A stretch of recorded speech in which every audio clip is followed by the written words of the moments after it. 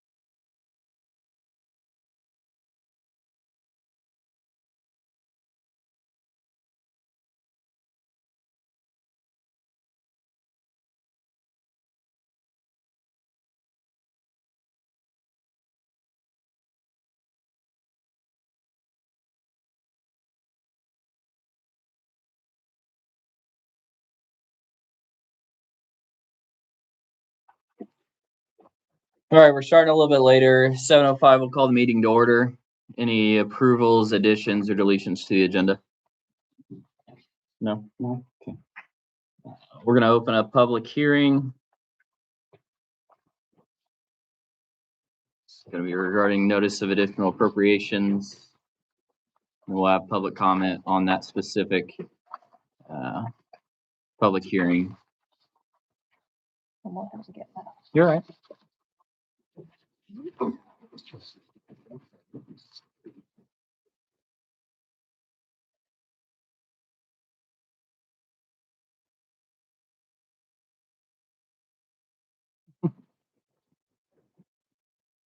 Okay.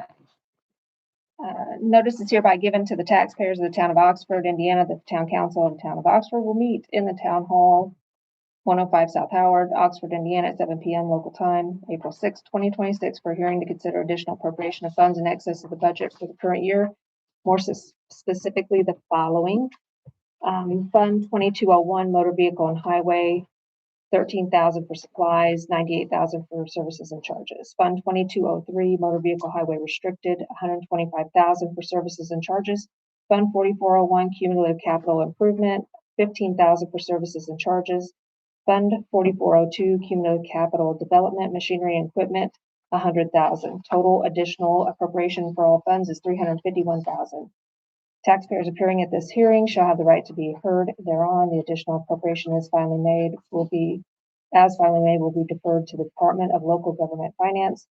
DLGF will make a written determination of the sufficiency of funds to support such additional appropriation within 15 days of receipt of a certified copy of action taken. This was dated 16th day of March 26, and it was presented online or required in accordance with Indiana Code 6-1.1-18-5. Okay. Do you have any public comment on this specific matter? All right, we'll go ahead and close the public hearing. Has everyone had the opportunity to look at claims? Can I get a motion on claims? I'll make a motion. I'll second. All in favor? Aye. Has everyone had the opportunity to look at the minutes for March 2nd and 16th regular meetings and March 19th, 23rd, and 26th special meetings? If so, can I get a motion on those? I'll make a motion. I'll second. All in favor? All right. Disconnects and extensions. Is anyone here for disconnects?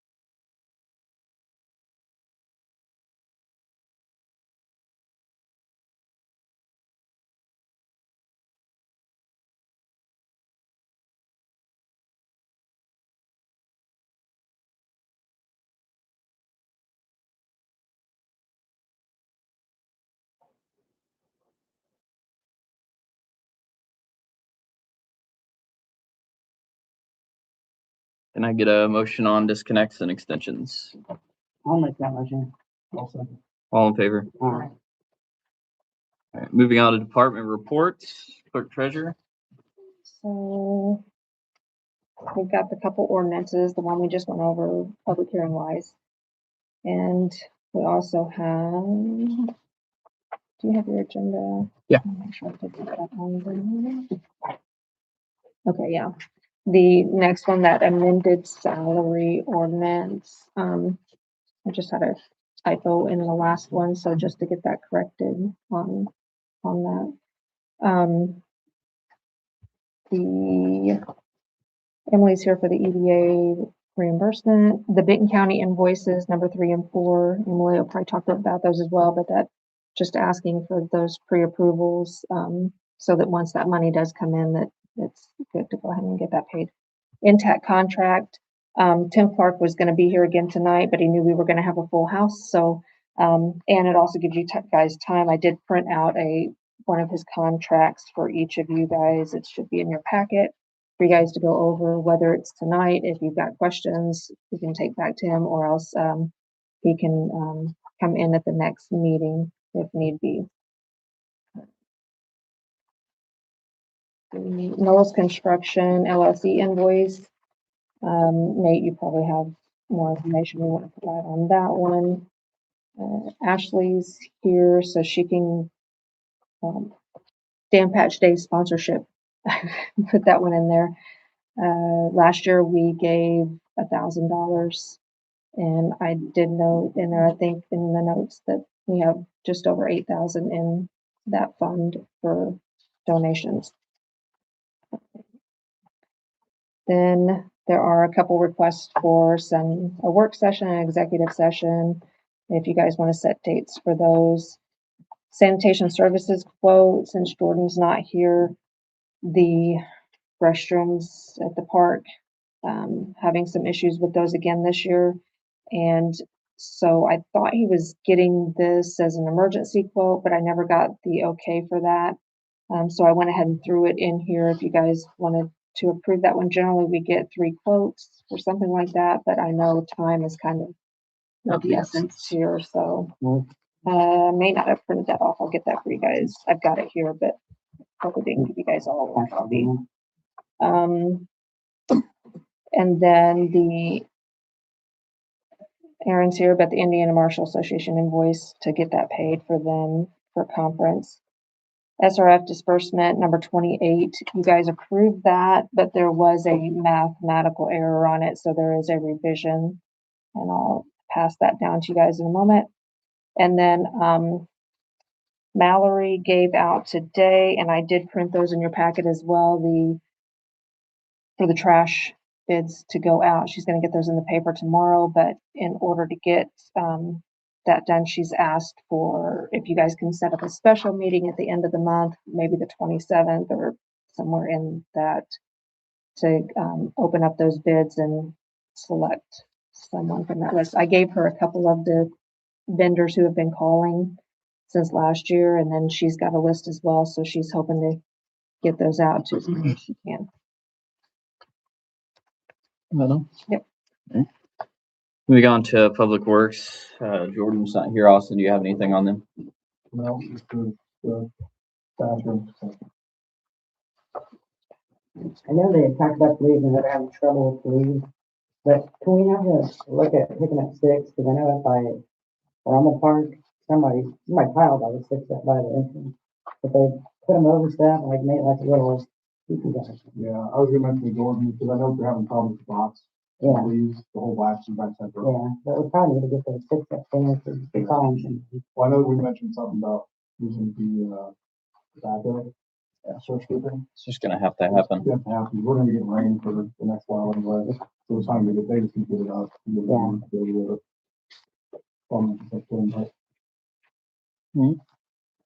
Aaron? 2 weeks ago, me and Preston went through town. We hit ordinance deduct pretty hard. We focused on vehicle ordinances, and we also hit up a couple properties about some junk in their yard. I think we roughly tagged maybe 15 vehicles or so. The majority of them have been taken care of. We still have one that we're waiting on that was communicated through certified mail.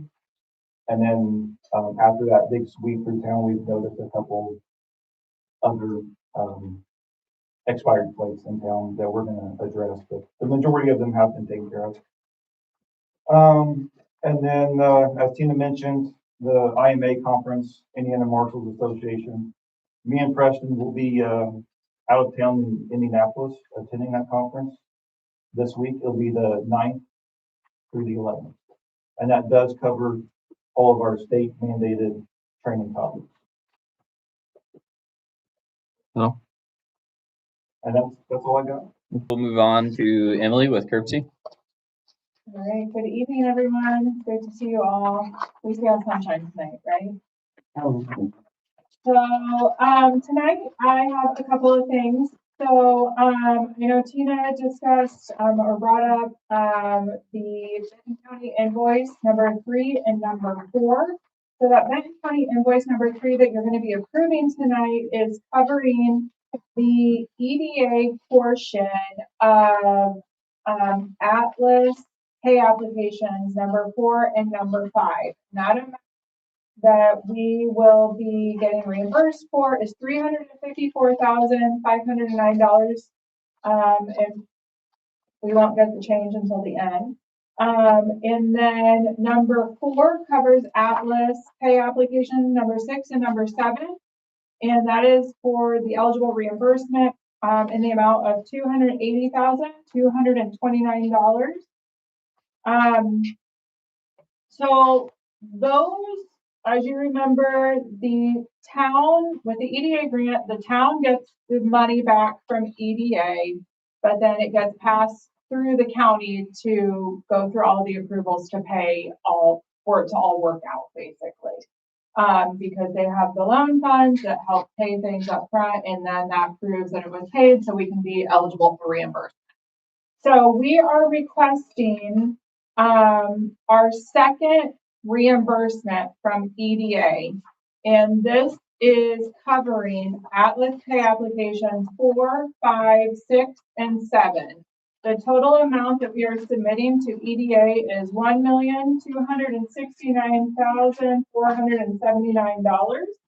The eligible reimbursement that will be coming back to the town to pay Benton County invoice 3 and 4 is $634,740. So that will get us as caught up to speed as we can with the eligible money that we have on hand from the county. We do have Atlas Pay App number 8, which has already been approved and paid out through SRF. So we are playing catch up a little bit.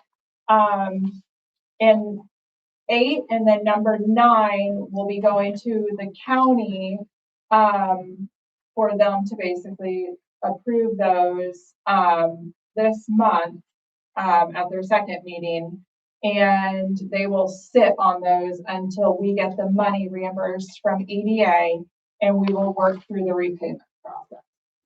So it's kind of just that perpetual cycle that we're going through right now, unfortunately. But we're getting there. So I do have a revised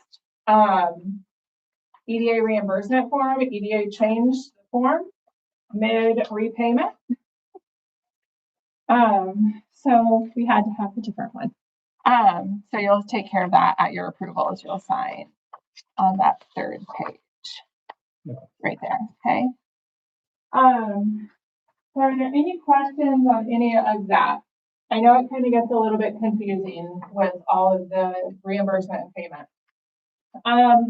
Another thing that I wanted to bring up, we had a workshop last week on owner-occupied housing rehabilitation. That's a grant program being offered through the Indiana Office of Community and Rural Affairs.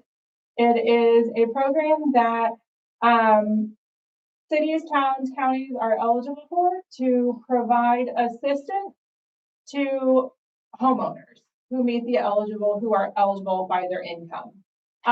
It's a great program, so I just wanted to share the information. If you would like additional information, I can come up and have a more one-on-one conversation, and we can start maybe building out what that program could look for you.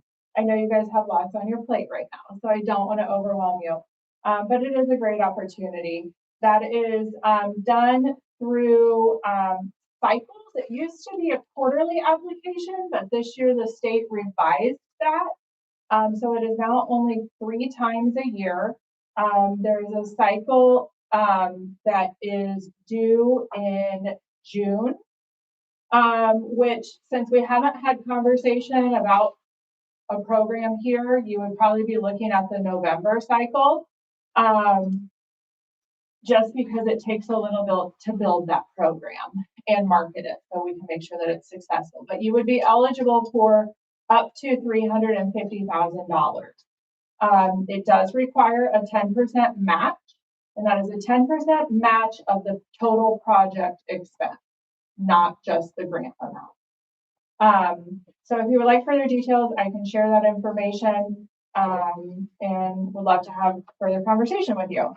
Another workshop that we are having is on April 21st at the Clerk's office. A virtual opportunity is also available. We are hosting Patronicity, which is the funder for IHCDA, so the Indiana Housing and Community Development Authority, for their Creating Places program. It's like a crowdfunding grant opportunity. So we have their director that's coming, as well as a member of the Indiana Arts Commission to go over placemaking, what it means, grant opportunities, and partnerships. So I'm going to leave these up here. I would love to see some people from Oxford attend that. It's going to be a wonderful night with lots of good conversation. Thank you very much. Moving on to Jessica with Paws and Claws. Thanks for coming. Absolutely. Do you have questions for me, or you just want to? Just kind of, if you could just explain to everyone what you guys have talked about in creating this partnership, what that's going to look like, the services, and yeah, then we can go from there. Okay. So I am Jessica with Animal Control with Paws and Claws, the animal shelter, 41, just outside of Utica. I've been doing it for 10 years. I've been through multiple trainings. I can do anything from animal hoarding to animal fighting to going into houses reporting if the animal needs to be humanely euthanized on the spot, if something is wrong, if it's terminally ill. Pretty much anything. Like I said, I've done it for 10 years, and I'm just here to offer my services to you guys. And if you guys are needing any assistance with the animals, I know you guys don't have anything at this time, so we're just kind of looking at, we're just trying to help you guys. I appreciate it. Yeah. What would that partnership look like? I know Erin's touched on it. So day, night, you know. You want me to weigh in? Because she keeps looking at me.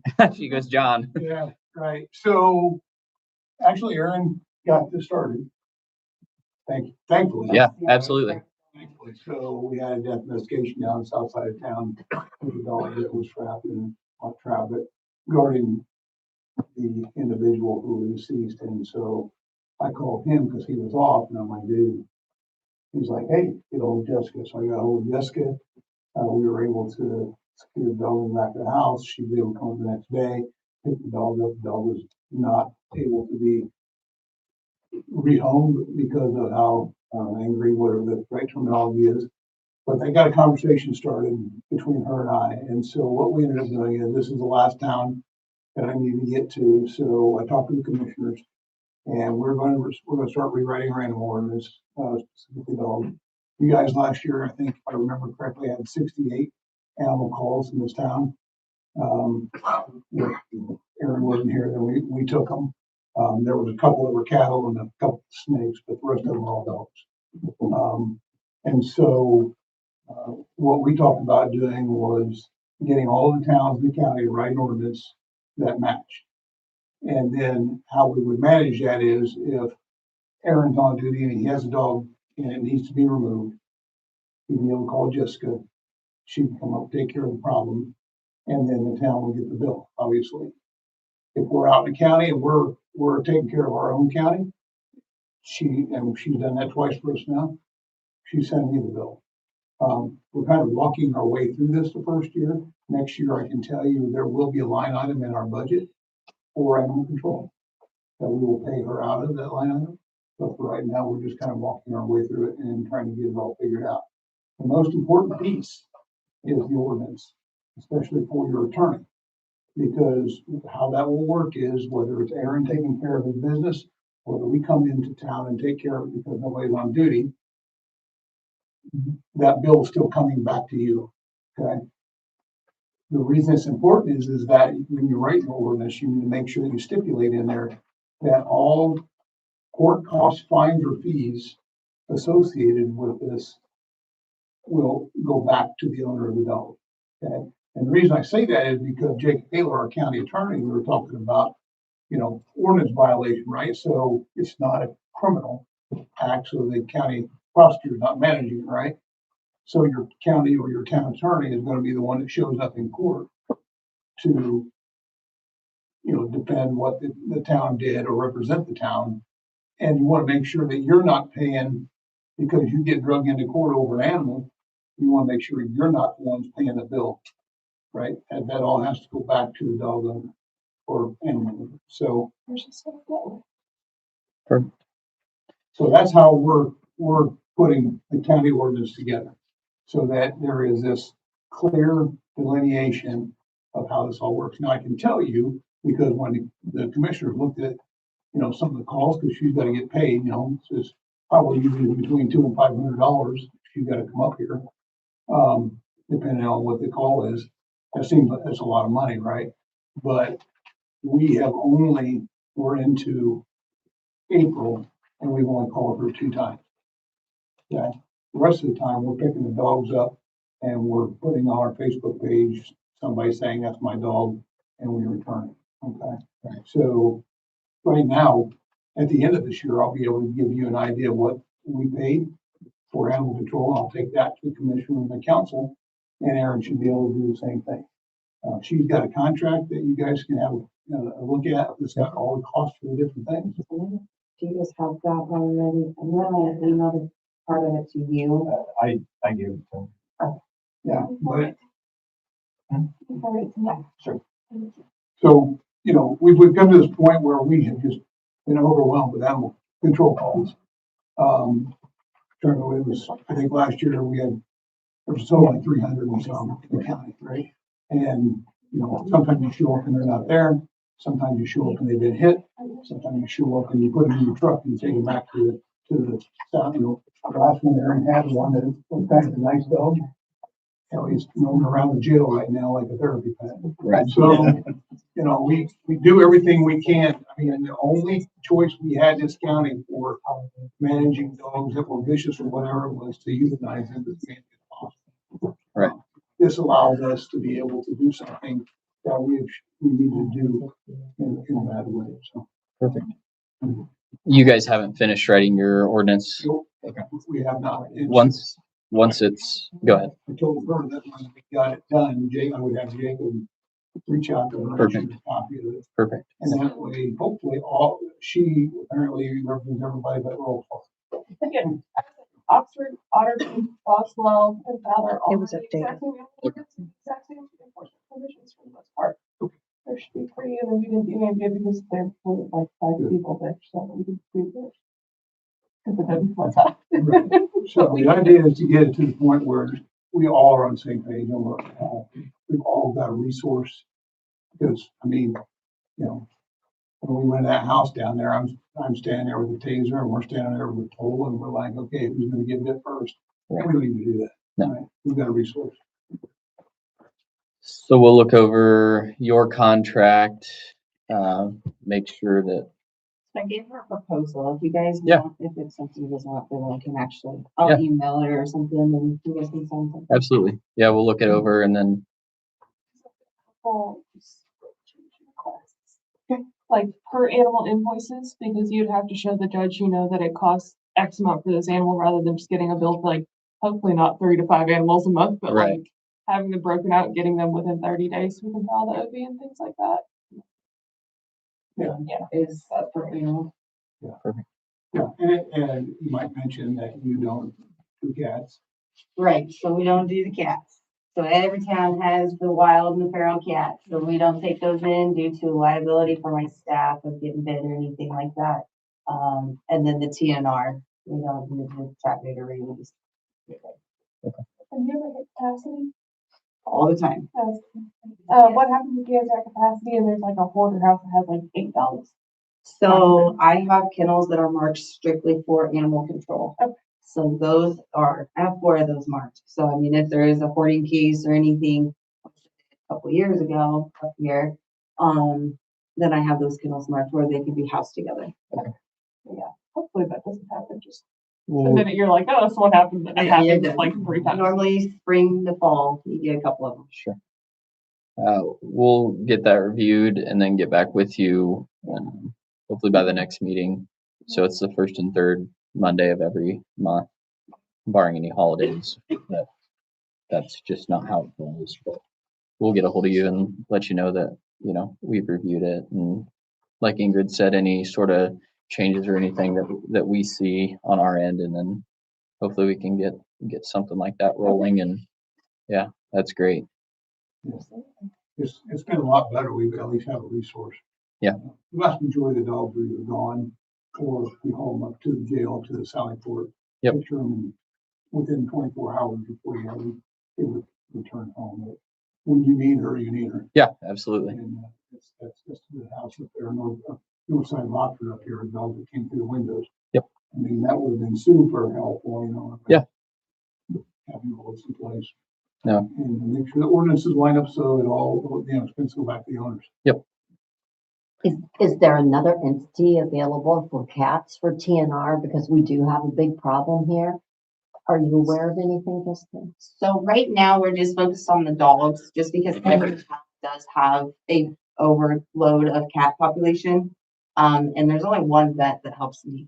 So if I start doing TNR for everybody that I'm reaching out to, we're gonna be doing it all the way through winter. And we only do certain ones, like if they're, so like Attica, for example, we do have that for Attica set in stone right now, because that was their main goal, was to have the cats taken care of. Not saying we couldn't put it in place for next year, but this year we just kind of want to see where we're going with it. Maybe that'd be something to talk about for Yeah. next year if Absolutely. so. You guys have any other questions for Jessica? No, thank you. Yeah, thank you very much. Absolutely. We'll be in touch. And you'll send me the ordinances from the town. And thank you to this guy. Yeah, absolutely. He's been super helpful. And Johnny on the spot. And he goes above and beyond when he asks you for help, he just makes it happen. So. Absolutely. Thank you. Thank you. Thank you. Thank you. Thanks, sir. All right, moving on to Chad. Appreciate you coming. The Alliance of Indiana Rural Water. We provide all kinds of technical assistance on the water side, wastewater side. Maureen asked me to be here to kind of introduce what we have to offer for you guys. Jordan went through our apprenticeship program when he was with the other entity. Now he's still in the apprenticeship program on the wastewater side with you folks. So water wise, we do a lot of water audits, wellhead protection plans. We do leak detection, line locates, come out, assist with paperwork, CCR reporting, anything that needs to be done on the water side. Majority of the services are free. Quite a few are not. Several are not, I should say. Wastewater wise, same type of assistance. Those guys come out and help diagnose problems on the wastewater side, something that might be happening. You guys got a SAGAR system, I believe, so it's a little bit different than most, but if there's issues, they can come out and help. I was here to help locate a leak out there. You had an air leak on your system right after it got going 3 or 4 years ago, and help the guys with that. We have energy efficiency people. They can come on site, come to all your town-owned buildings, do an assessment on what you have, if there's a way to save money with light bulb changes or VFDs on your motors or whatever the case may be. Source water folks as well we have. I do a lot of trainings. You guys got operators. I know Jordan's got his water license. They got to have so many CEUs to keep those licenses up to date. I myself do a lot of trainings. We have 2 or 3 other trainers that do that as well. We cover the whole state. So this way there's different classes going on across the whole state.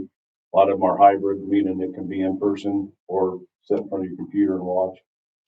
But I mean, we're here to help in any fashion that we can. And then you got lots of projects going on. The guys are busy.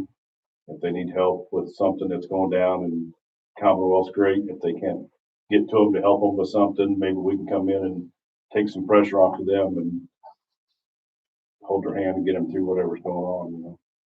What's it look like with your guys' ability to come in and help the guys kind of learn the process of, say we have a main burst and we need to replace that. Right now, you know, it's pretty well known we use Matt Hall for something like that, but is that something you guys do to help train them up on how to replace something like that so we don't have to call an outside source? Or We can, so when I worked for a utility for 19 years, for the town of Wolcott, it's about Yep. half an hour from here, so we did all our own digging Right. for the 19 years that I was there. And if you've got the equipment, I mean, we do safety training classes that we can teach them about trench safety and all that. Unfortunately, we worked with Commonwealth.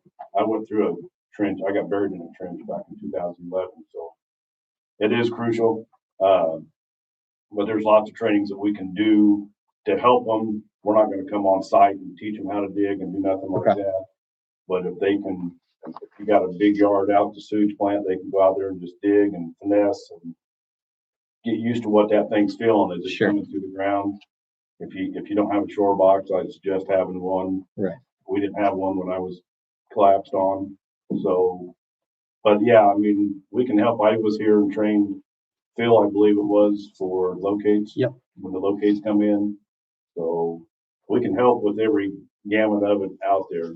Okay. We just need to know, have them reach out and say, can you help with this or that? And we can come on site. Yeah, The absolutely. leak, if there's a leak that arises, I've been here multiple times with Rick and Kurt.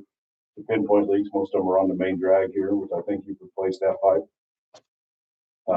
I mean, I was here on one of the nastiest days 3 or 4 years ago, snowing and blowing, and got the leak found right over here where they're doing some remodeling right now. Yep. And we could, if it works out, we can be here within an hour. If not, later that day or that night or first thing in the morning, you know. Okay. Sometimes we're able to reschedule appointments that we have, sometimes not, so. So as Tina's reminded me, wellhead protection and water loss audits both need to be done. Is that something that you guys can help out with? Yes. So when I was here a couple of weeks ago to meet with the guys, I was asking them different questions about things that pertain to the water side, and wellhead protection was one I brought up, and we found out that I called IDEM, your guys is due by November 3rd. Right. So I left Jordan with a list of stuff that he needs to double check, make sure you got, and when all that's put together, we can get it compiled and sent off to them. Water audit's due by August 1st. Has to be validated. I can't come do your audit and validate it, but I can coach those guys through the process That'd be awesome. and then come back and validate it.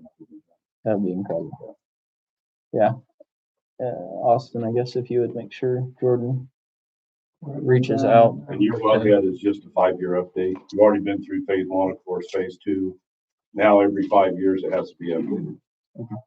Most of the time, there's hardly any changes that have to happen unless a new business has come into town that's within your wellhead area. Sure. So. Okay. We'll make sure Jordan gets with you and gets those facilitated and yeah. So awesome. Jordan being in the apprenticeship program, he's doing the wastewater side right now, but our wastewater techs can help him anytime he needs. They can probably provide him with some material and training. Okay. If Phil's going to get certified, which I would assume he is on the water and wastewater side, maybe try to have two dual certified guys is crucial to about every utility. That way one can go on vacation if one's sick. Yeah. I can provide a lot of material on the water side. I sit with multiple groups that I'm involved in. One of them is through IDEM, going over the state testing questions. So it has been reduced drastically. The passing rates were terrible. Right. They're still not great, but when you got the public health in the palm of your hand, you want somebody that knows what they're doing out there. So the passing rate for the WT3, which is your treatment license, is 36% right now. 2 years ago, it was 18%. So we dropped a bunch of questions that or just tricky, questionable, could have this answer or that answer. So, Do you guys have anything else for Joe? I Greatly appreciate your appreciate help. you coming Thanks. over, and we'll make sure they get a hold of just a you. phone call away, all of us, so. Greatly appreciate it. All right, moving right on to Ashley with Discover Oxford. Thanks for coming. I think I might have a few things on the agenda. The main reason I came was some ordinance, suggestions, recommendations, from Discover Oxford. These are, some of them are things we've been talking about for a few years. One of them in particular came out of a recommendation from Indiana Main Street when they did our Main Street Ready kind of program a year or two ago, based on feedback from the community. So coming to the town, Discover Oxford can't write ordinances, you can. So these are just recommendations from our board, based on feedback in the Indiana Main Street program. The first one is about residential use of commercial properties. So first and foremost, we're not looking for anybody to have to be moved out of their residence, that's already living there. What we would like to try to prevent is further commercial properties on the town square becoming housing. And so our suggestion is that a ordinance that stated that the storefront of a ground level needs to be used for commercial use. If it's upstairs or on the back side, but a lot of communities have it like nothing on the first floor. We're really just concerned about that storefront. We have a lot of entrepreneurs looking at buildings, a lot of interest in buildings. We know you could make a lot more money by making it a house, but our town square is not going to be very exciting if it's full of residential properties. So that came from the Indiana Main Street program as a suggestion. I don't know if you want to just talk through all of the three that we have. Or if we may pause in between. What were you No, gonna say?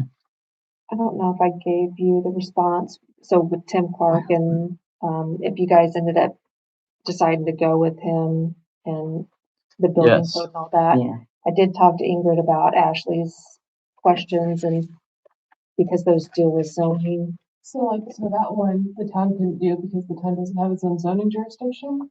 So like Fowler, for example, does do that with, in Attica, both of which have their own zoning jurisdiction, where the first half, it has to be commercial, the street facing side, and the back half can be residential. But the distinguishing features, both those towns have their own zoning jurisdiction. You could ask the APC, the Benton County APC, for a zone code change. If you wanted to do that, the town could initiate that, or Discover Oxford, probably the town need to initiate Yeah. that. But if you want to stopgap while you're figuring that out, that would be one way to do that, but that would have to be a ordinance. Unless we were to get with Tim Clark in our contract and then start up kind of like all the other towns are doing within the county and being in charge of our own. So that would be, And I will also say, yes, Commissioner Like was encouraging us to proceed, but he was under the impression that the town had to have the ordinance in place for them to enforce it. For the town to enforce it? For the county to enforce zoning violations, the town had to have an ordinance in place. The town has accepted county zoning jurisdiction and they don't have their own, so the county could enforce that, but they don't have an ordinance that says one way or another whether you can or can't do that. But you can change the county ordinance if you wanted to. right. If you are having those thoughts about doing your own zoning, you should start working on boards because you'll have a BZA and an APC, so you're gonna need a lot of volunteers. And you might start working on that early. What's the alternative? Stay with county zoning jurisdiction. That's good. Yeah, it would be great. In the county trying to get out of it. That's my That understanding. was the impression I got, was that they Yeah. wanted the town to take it on. Yeah, that's my understanding. And that's why we've had conversations with Tim Clark. One of many reasons, but I know he's headed that for the town of Otterburn. We had conversations with him about that. So, we've got a proposal from him in here, so we can keep you posted on how that progresses and our ability to do that. Okay, so the second one is kind of a similar along the same lines. Now that the square is on the historic register, it's even more top of mind and a priority for us to try to ensure that the buildings on the square still meet those historical standards. There are communities that get in the weeds and make you approve your paint color, and that's not what we're looking to do. We want, our biggest concerns are that somebody would slap like pole barn metal on one of these facades of the historical buildings, or corrugated metal, or that somebody could buy a lot over here and bring in a trailer or a shipping container and drop it on that lot. So again, some type of ordinance or protection at whatever level, and if I need to go to the county, I will. You guys could probably do, but you'd have to get kind of crafty with how Specific. you do that. And you would also need to figure out who's gonna be in charge of enforcing it. Because it would have to be somebody in town, and I don't know if you wanna be policing building facades, or if you wanna hire somebody else for that. But we're gonna have to pick who's up in terms of enforcing. But that one you guys could probably move forward on if you wanna see a draft. Delphi has a really good one, if you wanted to see what some of those look like. Yeah, wouldn't hurt to see it. In the weeds to find the draft, but the examples, but I know they're out there. Delphi has a good one, but Delphi did theirs early, so I know everyone's using that one kind of as the benchmark around here. Lafayette sounds really good if you're wanting to get into like signage and stuff. They have a really good signage ordinance, like with designs, and this is not why it has to be all that stuff. And we're not at the weeds level. We're really just like, don't Right. put, well, I mean, we have, it'd be nice to, preserve our brick and our big windows, that historic look. Because as we went through the historic register, you can look at the application, and there are properties that are no longer contributing to the value of the historic square. I have to say, as I've traveled across our country, I have seen very inventive and inviting things done with storage containers. So sometimes I think to make a statement like that is pretty broad, because it would be better than an empty lot or something that we're seeing in some of ours that are just decrepit. I mean, that's just really, a shipping container can just be the shell for what someone builds. I mean, to use that word shipping container and say you can't do that, I don't think is a good idea. Because I've seen, like I said, inviting and attractive things done with those. They're just easy ways for somebody to get a start on something. And you can always put a veneer on it that looks like lots of other things. I would say if it was a building foundation with a brick facade on the front, yes. And I think there's lots of cool things they do with them, but maybe not in historic districts. I would beg to differ, but Well, Yeah, it's something we can look at. I just think that you need to be flexible in that to some degree. You might also have to submit it to Indiana Landmarks For or Indiana Historic something, if it's already on the register. They yes, might have to approve it, that way you're not doing something crazy with a historic building that they do not want you to do. So Right. that might take a couple months to get approved to you. You don't, nothing that's on the square, unless, the only time you have to get approval to do anything to any of these buildings, and we made sure this when we applied for this, is if you want the federal tax rehab credit, that's when you have to follow their guidelines. Okay. Anybody can do anything to their building right now that they want. But the more and more that we get away from the original look of the buildings, then we would qualify less for this historic register. You just want to help like get too loosey goosey with the facades there. Right. Okay. Right. No, that'd be awesome to see Lafayette's and Delphi's, Yeah. if they're good examples. Yeah, pretty bad. Yeah, there's probably a little intense for what I was gonna say, I'm not gonna be that. We can also use it as a base, subtract, and Yeah, I help them write their signage one. Yeah. And it's reviewed, like they review it based on all, I think a 5-year review they do on it, so. Okay. Yeah. And then the final idea that we've had communities are starting to do it. I know Rensselaer just approved one, Lafayette has one, as a designated outdoor refreshment area, or a DORA. The idea is that people can, if they have a refreshing beverage that they like, they might linger longer. So you could, you establish a boundary. So we have barbecue cook-off on the square. We have to rope off a boundary. We want to sell alcohol, we have to rope it off. If you establish a DORA and you designate an area, you put up some permanent signage and you no longer have to do that. It also enables your vendors within that to apply to be part of a provider. So we have the squeeze in. I haven't even talked to them yet. With Howard Street Bar and Grill coming, as we have more options, you know, you could walk into the squeeze, get a beverage and bring it out and have it with your, you know, Holy Smoke barbecue during the farmer's market. So a lot of communities are doing it to try to encourage people to, you know, meander in their communities, and stay longer, spend more dollars in their downtown. From our side, I mean, we're not doing the barbecue this year, but when we have events, it's just a lot less work. I have to set up that perimeter. And so that would be kind of the benefit to Discover Oxford too, but it could help our businesses here on the square. Yeah. I guess going back to, I guess, my default, right, and probably Austin's and Aaron's and Preston's would just be to look more into what that would look like for the policing aspect of it, when that space could be utilized for that, if it's, you know, 24/7, or, you know, how that works. So we just have to look into that a little bit more. Yeah, I think there's a lot of that. I didn't go into the weeds until Yeah. I, like, you know, be happy to be part of the process. Yeah. But I didn't want to waste my time if Right. he was on board. I mean, our board threw out that like 11 p.m. Yeah. Like it ends every day at 11 p.m. We don't think people need to be on the square at 2 a.m. Walking around. Right. So that's not what we're looking to Yeah. do. And yes, and we'd have to look to other communities to see how they enforce it. Yeah. I know part of it's like, it's got to be in a designated cup. A lot of them are buying like Specific, Oxford would yeah.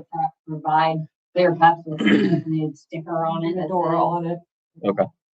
Attica's done one, you have to get a survey. Only other one, if you wanted to do, there's a bunch of information out there. I can send that packet, the state put together a packet about everything we need to do. The only hiccup for the ones that I've done those for, the handful of times that I've done those for, is you have to design a sign. And like, I thought doing that. I'll take care of that. I don't know how you guys want that to look. It's like, where's the sign? Like, I can do whatever you want it to be. So if somebody can be the sign, we should be good to go. Yeah, we can come up with the sign Okay. part, yeah. That's the only hard part there. As long as it fits the previous ordinance. Yeah, and I've seen, yeah. I mean, I've seen a picture of Rensselaers and they look like, you know, no parking signs. That's not the size they are. They just- It's our circle.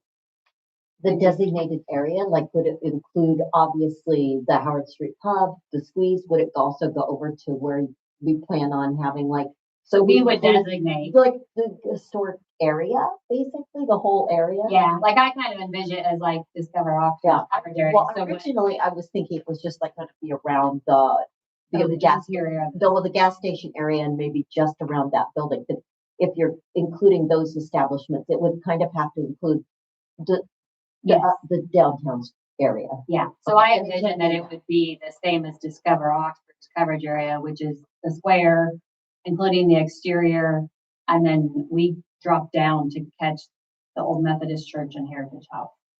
I mean, you could say it's the square, Yes, but yeah, that way you could catch Howard Street.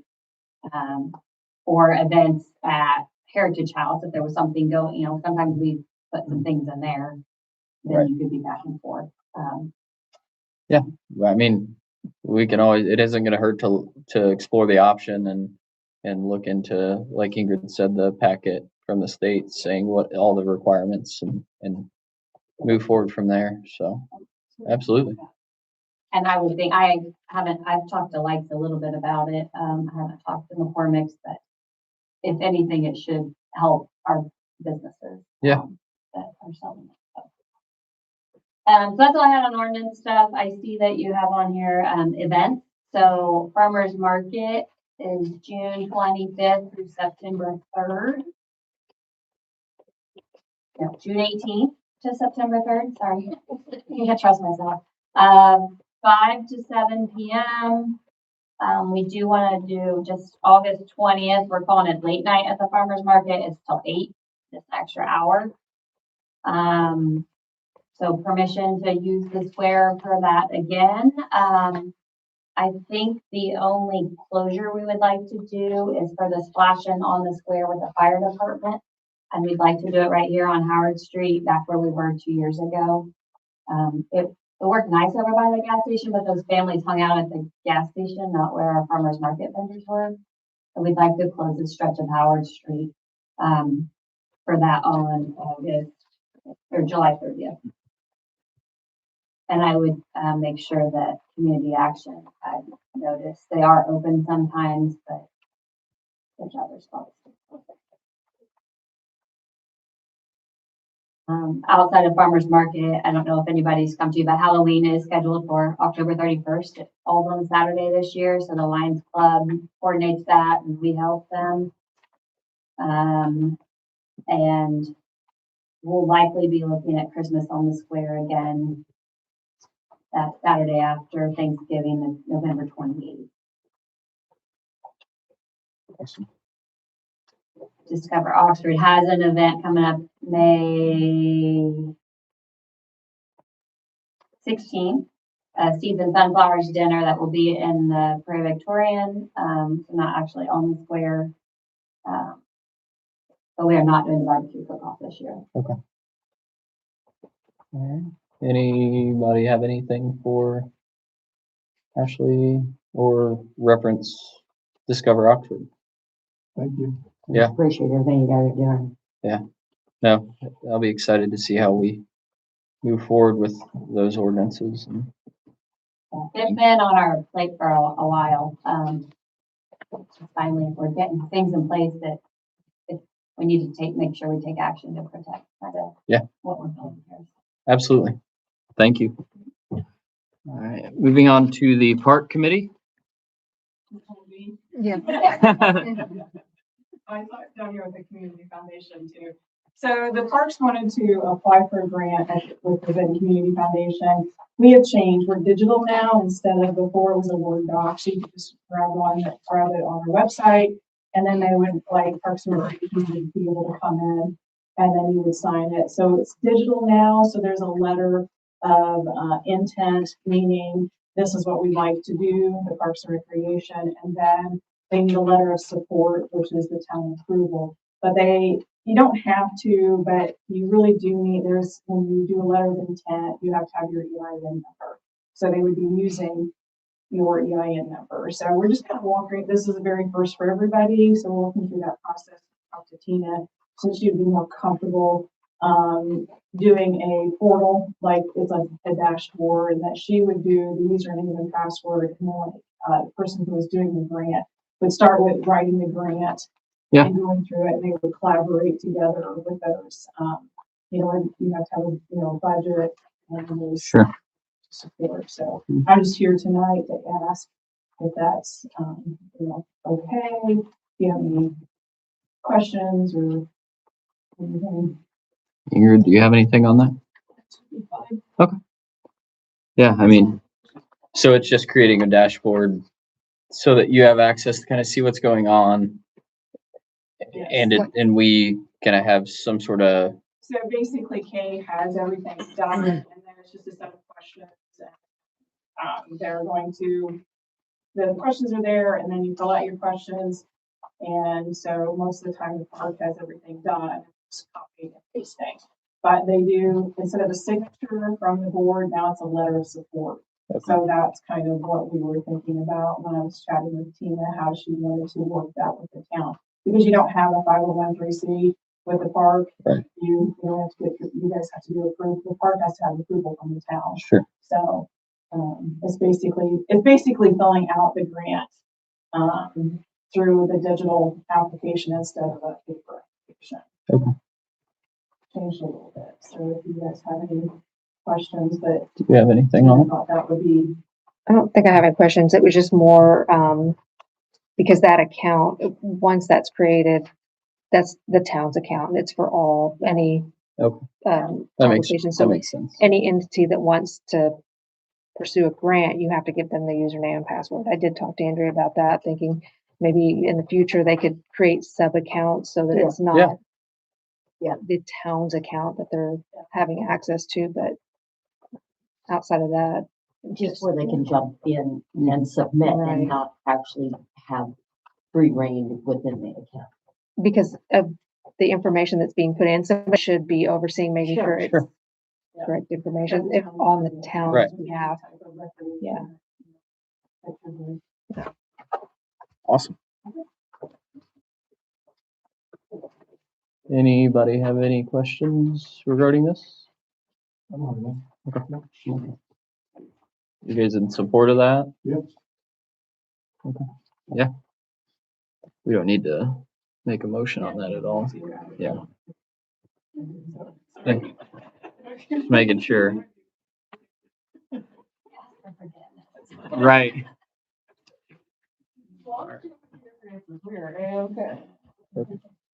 Moving on to public comment. Does anybody have anything that they'd like to speak on or share that's on the agenda? There was some flooding because of the leaks on the manholes. I mean, I understand that equipment broke down, but they really do need to just get out there with shovel, Yep. wheelbarrow and get it. And I'm sure there's people that would help them too. Yeah. It's too much for them to speak up, and I'm Right. sure there's community people I know Austin's gonna speak with the Jordan following the meeting about they're gonna need to use the backhoe and a shovel. That's all that's gonna. I mean, it's gonna have to happen. It's not gonna be fun, but with the leaf box being broken, we don't really have an option at the moment. It's got to be done sooner than later. So Issues sucking up a lot of them too because of the like the dampness of the pad. I mean, they're damp from over the winter because it's been there for as long, like mine's been there forever. It started to degrade, it just turned into moss. Yeah. Yeah, Yeah, that's why you but trouble still, with a Yeah, lot of brush, right. Yeah, so they can pick that all up at the same time. yep. Yeah, so I will definitely speak to Jordan on that, make sure that we are getting on that as soon as possible. Well, but they did kind of put it off to the 23rd and then it was the 30th and now we're beyond that. Yeah, They and- really need to. Yeah, we're running out of nice days until we start getting a lot more rain coming in. So Yep. yes. we'll make sure that is addressed. Any other concerns or comment? Yes, ma'am. I'm gonna ask again, and I promise I'll write it down. When's the town-wide pick, I mean, when the town, you can take junk down to the town? I don't think you've decided. Because the trash contract ends at So we have the to- end of this month. It's usually in May, but Well, Yeah, it's usually in We're on a May. contract. We're in a weird position where our trash contract's up. We've got quotes actually that Tina just handed me for those. And it's gonna be, sorry, bid packets.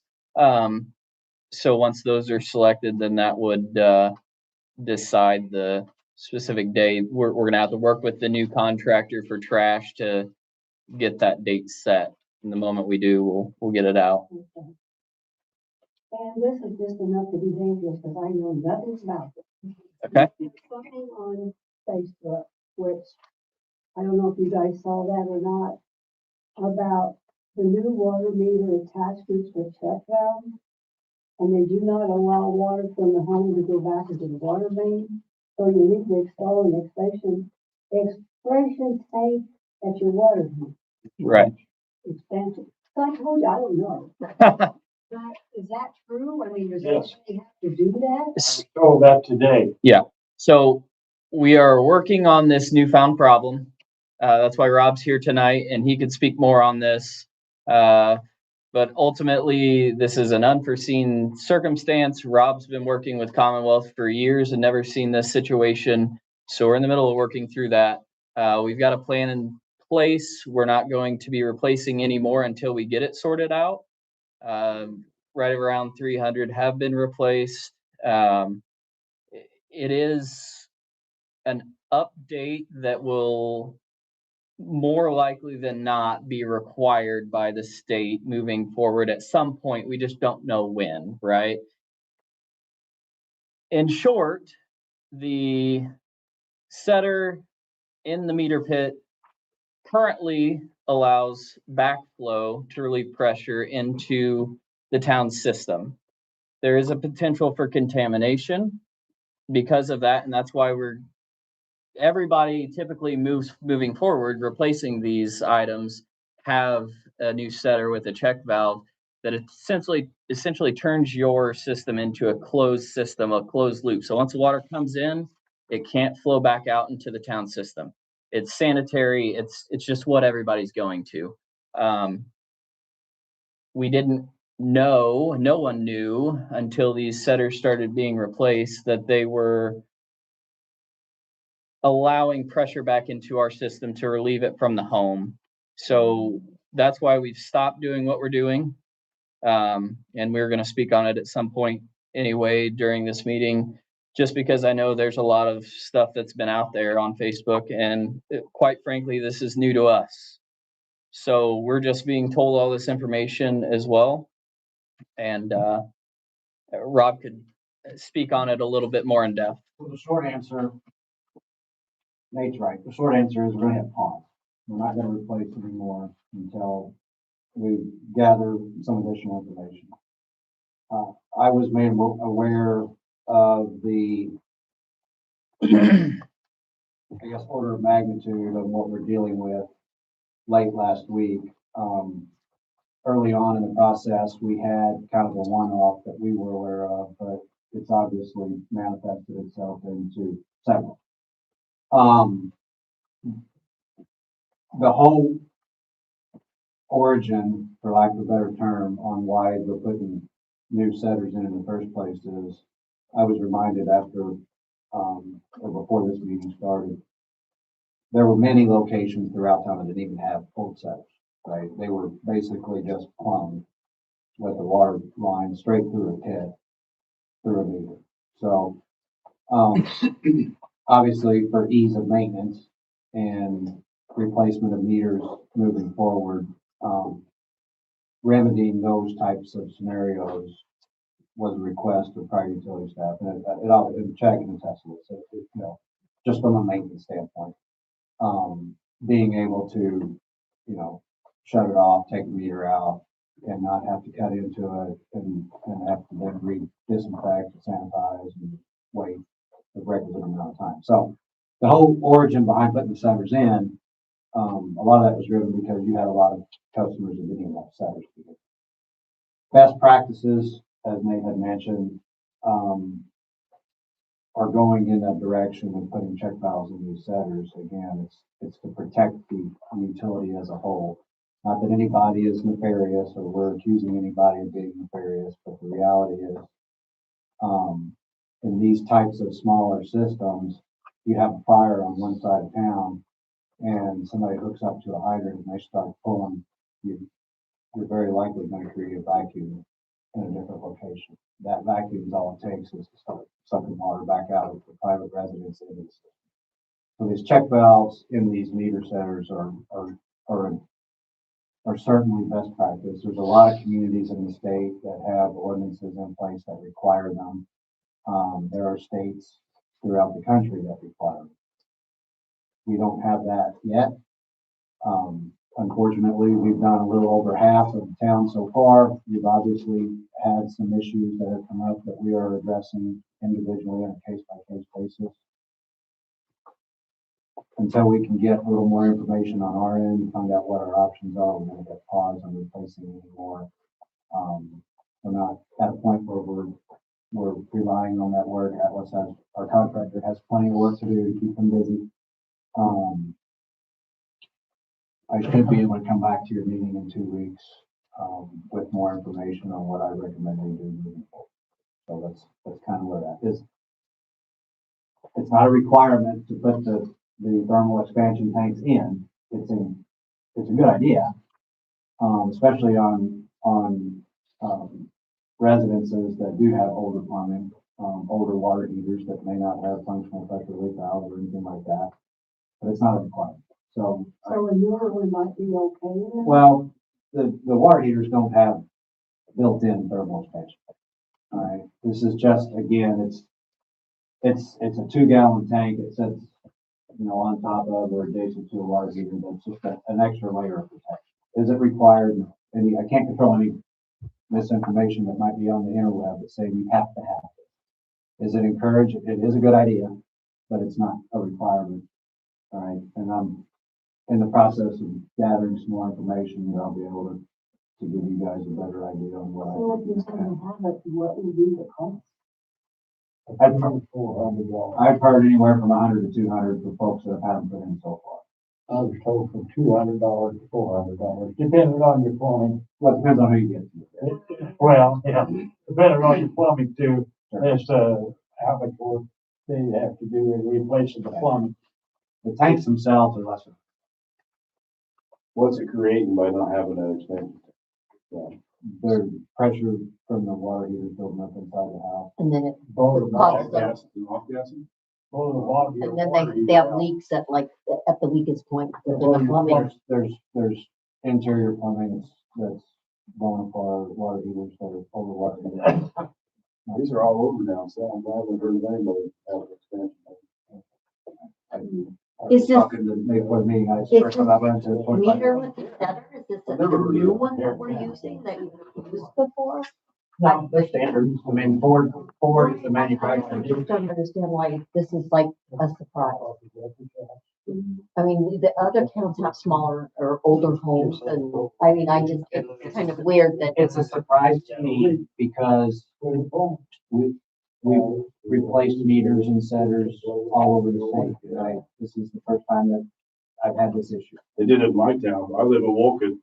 I got 25 years experience either, and I've never heard of this, having these issues. Down south, these pressure release, they're on every setter down there. Those guys don't have any issues.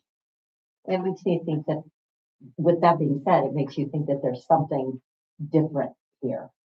If it's nobody else has had it and you're surprised to see it as well. I am. Yeah. But I'm also still gathering information. Okay. So you got to Give give me a chance to get my arms around this. We're trying to reach out to the folks that have had these tanks put in. And for those of you in attendance and listening online, we're going to be putting out some informational forms. I have folks in town, we're gonna be leaving them at each home, asking that you contact us so we can ask the residents a few questions, especially those ones that have had tanks already installed. My understanding is some are a direct result of issues with the plumbing, some are just proactive. So I need to get some more information. My team's working on it as we speak. I will get it to you guys in advance of your next meeting, and I'll be able to answer any questions. Thank you. Okay. Anyone else? All right. Moving on to old business. I don't think we have any old business. So jumping straight into new business. For ordinance 2026-0406A, the additional appropriations that we opened the public hearing for initially during this meeting. I need a yay or nay. So to what? Well, sorry, I gotta suspend the rules first. Rules are suspended. And then that's when, yeah. So can I get a vote on that additional appropriations? Motion to suspend. This first day, guys. I'll make a motion. Can I get a motion to suspend the rules? I'll make a motion to suspend the rules. All right. Yeah, right. Well, we got it all. All right, all in favor? Aye. Can I get a motion on ordinance 2026-0406A, additional appropriations? I'll second. All in favor? Aye. All right. And ordinance 2026-0406B, the amended salary. I'll make a motion to I didn't see it. Motion to Okay. suspend the rules on that as well. And before I get a motion on that, we've got to suspend the rules. If I can get a motion on that. All right. If you put it once, you don't necessarily have to do it for every single ordinance. You do, but state that it's for all of them, or? Yeah, you can just say for the ordinances on the website. As long as you need it, it's your. Okay. People start fighting about it. Okay, still no. Promise, yeah. I should know what you said. I don't know what you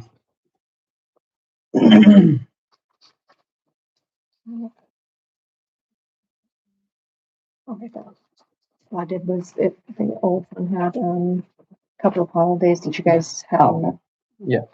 All right, Just sent on there, but nothing else, none of the compensations okay. changed. I'd like to make a motion for the maid salary. I'll second. All in favor? Aye. We have to reinstate the rules? I just, can I get a motion on the EDA revised reimbursement request number 2? I'll second. All in favor? Aye. And a motion on Benton County invoice number 3 and number 4? I'll make that motion. I'll second. All in favor? Aye. Do we want to table Tim Clark's contract to take a look at it? Or do you want to look at it now? Okay. I'd like to wait. I've had some other questions for you. So we'll table Tim Clark's contract to review and ask questions as needed. Can I get a motion to approve or allow the Discover Oxford 2026 events listed by Ashley earlier? I'll second it. All in favor? Aye. The Benton County Foundation grant. Can I get a motion on that? That's just to allow the creation of the account and them to use it to Oh, apply sure. for this grant. I'll make a motion. Also, All in favor? Aye. Has everybody had a chance to look at the Knowles Construction LLC invoice? And can I get a motion on that? I'll make a motion. Also, all in favor? Aye. The Dan Patch Days sponsorship. Your guys' thoughts on that? Last year was 1,000. We have 8,000 currently in that line item. Here's the. Yeah, and here's the different levels, if you do not recall.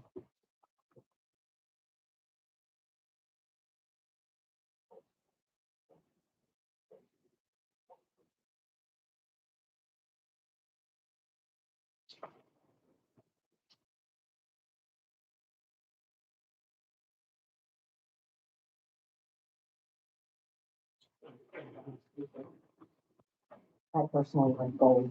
They were I more, don't. yeah. Doesn't know the other thing. We just do the same thing we did. Yeah. We're at the golf course and everything too. So I'm hearing I'll make a motion to do the gold standard. just 1,000. Yes. Can I get a second? I'll second. All in favor? Aye. Absolutely. Does anyone have any dates for a work session regarding the ordinances that we discussed with Ashley? We can push it out a little bit farther so that we have time to. This was not necessarily just for those, but our ordinance. All that we've together. got, yeah. Yeah. That's the things that we- We want to push it out a little bit farther to be able to give them some time to get us the examples There's some things that we need to. due sooner than later. Okay. Can you do that? We want to do it next before week? the 20th? Can you do it for the next meeting? I mean, it doesn't have to be before the next meeting, just saying the book in a whole needs to be, but there's some that, I discussed already, water and different things in there that need to be cleaned up and have contradictions still on. We can do it. All right, just prior to the 20th meeting. I could do the 13th, 14th, 17th. Do the 13th. So 14th or 17th. I don't know about you guys, what your schedules look like. 13th is good for me. No, she can't do the You can't 13th. do the 13th. I'm sorry, I thought I said do the. I'm 14th is fine for me. Austin, 14th will work, it has to be after 6. Okay. 17th, all day. same. What do you, Anytime on the 17th or after 6 on the 14th. This is after 6. Oh, okay. So we need to do, 6:30 on the 14th. that'll work.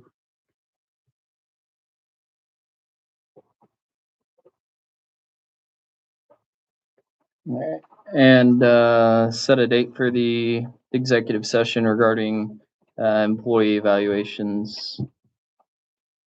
I have a question about that. We're gonna have the supervisors do their evaluations.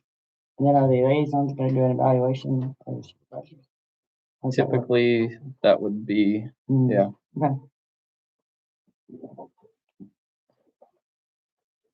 Is there a date or time that works for anybody? Throw one up, I'll let you know. Yeah.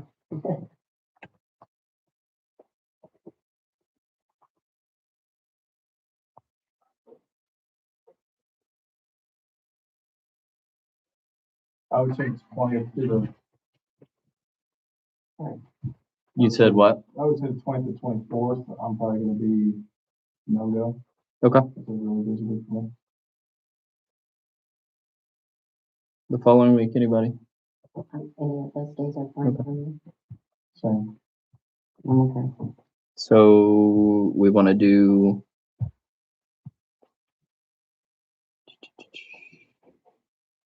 the 30th, 6:30. Yep.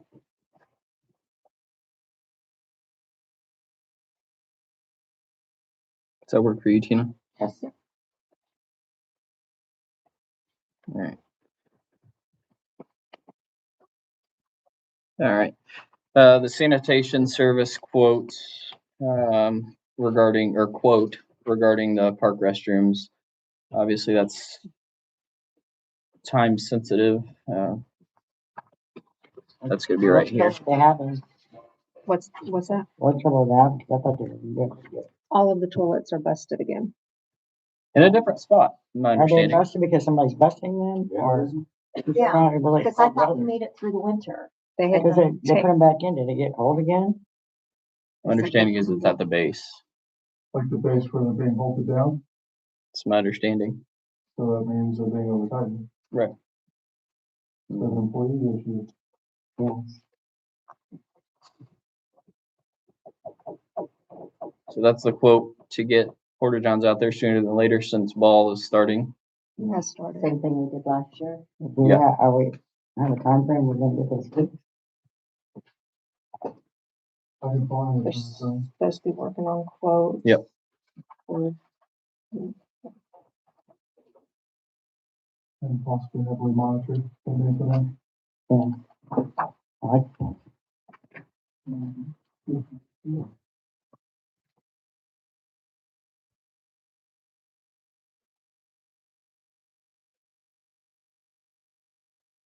I just need a motion on that.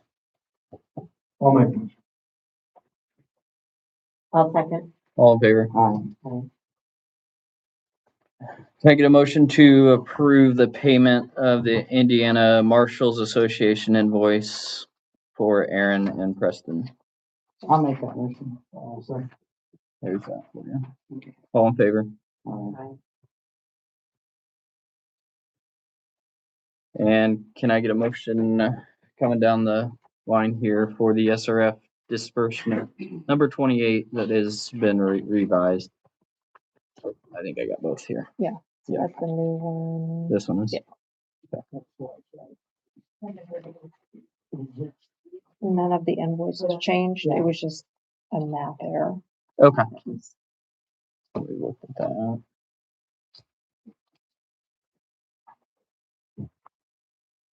What was the math error made? On that front page, you'll see where the reimbursement request, I think the first one was like 40-something thousand, and it should have been It 51. was just a math, it's, the numbers kind of stayed the same, right? That's the math.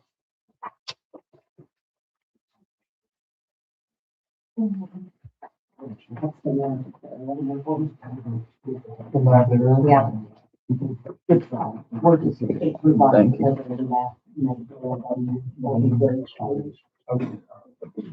Can I get a motion on that? I'll make a motion. I'll second. All in favor? And special meeting potentially on the 27th regarding trash bins or trash bids, sorry.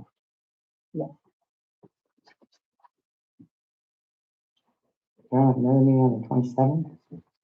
Just anytime that week, that last week. Okay.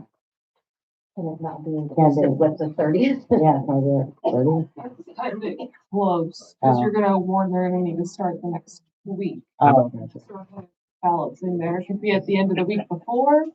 We could, He's. would that, Austin's not available that week before, though. so how about this? We change the employee evaluations from the 30th to the 27th and do them both on the 27th. Bids will take, just 10 minutes to get Okay. there. It's Right. not gonna be a Yeah, big And they work don't need, project. they just need a quorum, right? Right. Yeah, just a the 27th is good for, At 6:30? so we're moving the 30th to the Correct. 27th, got it. and when are we doing The employee evals will be that same day. Employee evals and the trash will both be on the 27th. If you did bids at 6:30, you could be well on the employee emails by 8-7, no problem. Okay. Okay. Not 8-7. Perfect. For sure. Yeah, right. 7:08. All right. Any around the table, council member concerns, comments? I did talk to Dustin Standish and he agreed to be at our meeting on the 20th, just for anybody with questions or Okay. things we wanted to touch base. I know we tried to do that in February and it just got by us. And so I reached out to him again and he said the 20th worked out for him. So that just the people who are town could, see him and have anybody has questions. We have questions, see how things are going. Okay. Okay. The only other thing I have is we're just waiting on Ethernet to be installed at the new town hall and we should be a go to move in there. So if that's all I've got, can I get a motion to adjourn? I'll make that motion. All in favor? Aye.